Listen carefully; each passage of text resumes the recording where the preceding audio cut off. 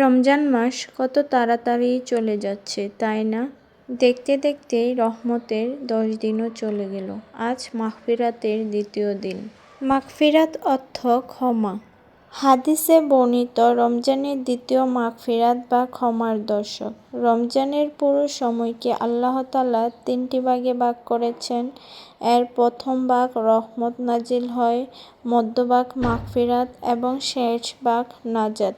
মাগফিরাতের এই 10 দিন আমরা বেশি বেশি তওবা পাঠ করব, আল্লাহ তাআলার কাছে ক্ষমা প্রার্থনা করব।